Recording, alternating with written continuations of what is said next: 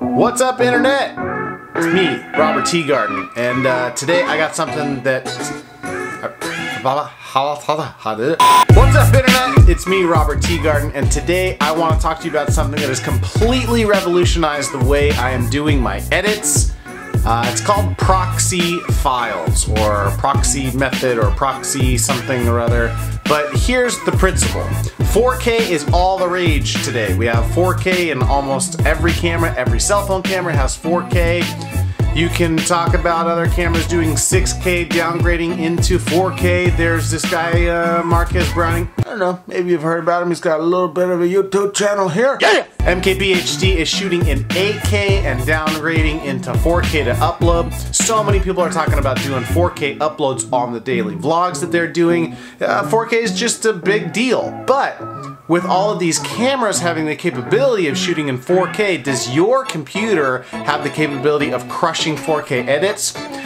I don't think so. I know mine doesn't, and so I'm assuming that a lot of you people, if you clicked on this link, are experiencing the same thing that I am, which is once I load this beautiful, huge, massive 4K footage into my computer, it is crippling. Can't do anything about it, especially if I start to put any type of color grade or fast editing effects, you put any zoom transitions or anything like that, you're screwed. Your whole machine is crippled and you start dropping frames like nobody's business. Here's an example of what I'm talking about. This is a short little sequence that I put together that I'll show you guys a couple seconds of. It's from an upcoming vlog episode from a trip that I took to shoot some airplane parts up in Northern California. Check this out.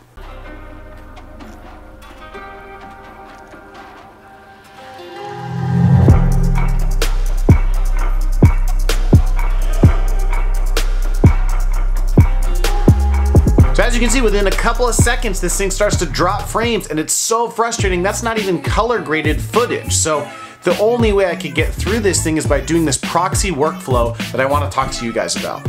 Now, the main thing I want to stress here is how fast and easy this is and how much time it saves you in the long run and how much frustration it saves in the long run, because you don't have to worry about this nonsensical frame dropping stuff that we experience when we're trying to edit large 4K files. So let's hop on into Premiere and we'll talk about exactly how easy this thing is. Ready? Here we go. Okay guys, this is what I wanted to talk about. So this clip right here, this is something that we shot while we were up in Northern California. My buddy Damien, who you guys have seen on this channel a bunch of different times, he shot this on his Canon 5D Mark IV. Now I just want to show you how big this file actually is. As you can see, this is about 1.5 minutes worth of footage, and it's 6.7 gigabytes, which is a huge file. We see down here it is true 4K at 4,000 lines of resolution, so it's a large file and it should work perfectly for the example that I am trying to give. I'm going to open up Premiere down here, and I'm going to wait until it opens, which is taking forever. And then let's just start a new project. I'm gonna say this is Proxy Test _1, and we'll save that here. Next thing I'm gonna do is I'm just gonna drop this footage inside my bin. I'm just gonna look at this, the properties, and again, you can see here 6 gigs, 4,000 lines of resolution, and it's shot at 24 frames a second. So I'm gonna make a new sequence from clip, drop this in here. Now, during this playback, as we see, as the plane starts to get closer, we'll see that the system starts dropping frames in order to catch up with the amount of data. Ready? Here it comes. So, how do we solve this problem with the use of proxy workflows? I'm gonna show you how fast and easy this is, guys. Check this out. I'm gonna go back over here into my bins and I will right click on this file. What I'm gonna do is go down to this thing that says Proxy, and I'm just gonna create proxies.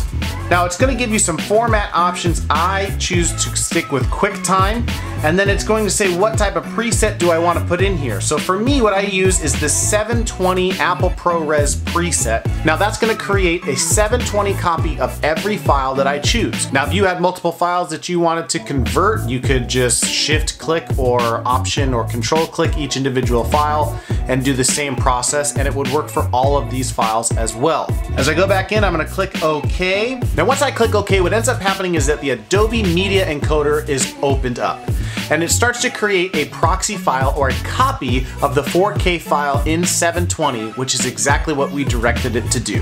Now we can see down here in this user path directory, what ends up happening is that the media encoder creates a separate subfolder wherever that media is held, wherever my original media is held, and it creates a separate subfolder and puts all of the proxy files in that particular folder. So wherever you store your media, a hard drive, onboard, it's going to create a different folder for all of the proxy files that you create, and those 720 copies end up living there.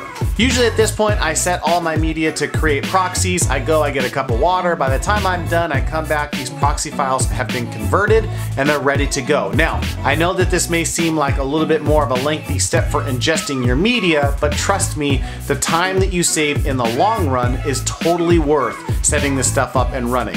If you have a bunch of stuff that you need to convert, maybe consider doing this overnight so that you can just kind of set this media encoder free while you're sleeping. It'll convert all the media, and by the time you're ready to work the next day, it's ready to go.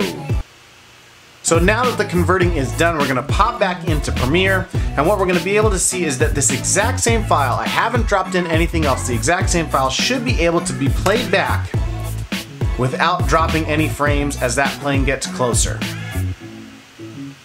Now what you may notice is that the quality of that preview is not as great as the 4K footage. Well, that's actually making a lot of sense because we just are playing back a 720 copy of that 4K footage. So it's not gonna look as crisp and clean as the 4K, but that's because we're working with the proxy file so that we can edit on top of that proxy file and we cannot drop frames. Now, I wanna give you two other pieces of advice that were told to me that makes this thing so much cooler and easier. The first one is that we're going to add a toggle proxy button, and we do this by going to this button editor right here in the preview window.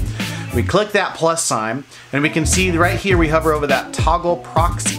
I'm just gonna drag this down into my menu over here, and you see it pops up there. Click OK.